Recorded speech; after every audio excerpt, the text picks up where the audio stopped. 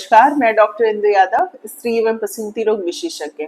आज इस वीडियो में हम बात करेंगे आईवीएफ क्या होता है, यानी इन विट्रो फर्टिलाइजेशन क्या होता है। तो देखिए, आईवीएफ जो है वो इन विट्रो फर्टिलाइजेशन कहते हैं इसको।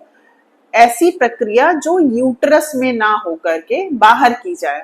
मतलब एक होता है इन विवो और एक होता है इन विट्रो। जो यूट्रस में होता है उसको इन विवो कहते हैं और जो यूट्रस के बाहर प्रक्रिया होती है उसको इन विट्रो कहते हैं।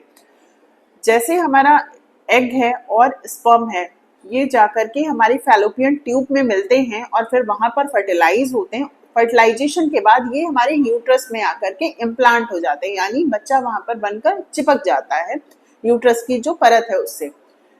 तो चिपकने से पहले का जो प्रोसेस है, यानी फर्टिलाइजेशन का जो प्रोसेस है, वो हम लैब में करते हैं, यानी टेस्ट ट्यूब्स और पेट्री डिशेस होती हैं उसमें करते हैं। इसको कहते हैं इन विट्रो फर्टिलाइजेशन।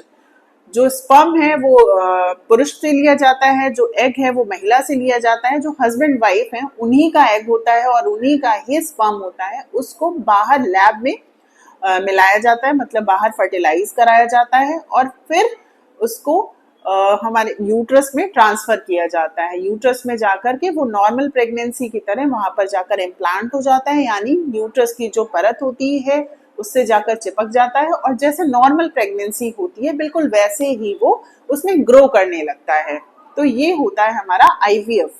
अक्सर लोगों में एक बहुत ही गलत धारणा बनी हुई है कि जो आईवीएफ होता है वो कृत्रिम बच्चा होता है। तो देखिए, उसमें कृत्रिम बच्चा नहीं होता है, बस ये जो प्रक्रिया है वो आर्टिफिशियल है, यानी वो कृत्रिम है, वो नेचुरल ना होकर के हमने उसको लैब में किया है। जो बच्चा बनाया है वो लैब में बनाया गया है, लेकिन जो स्पर्म और एग हैं वो हस्बैंड वाइफ के ही हैं, यानी बच्चा वो आपका ही होता है, कहीं बाहर से नहीं उसको लाया जाता है।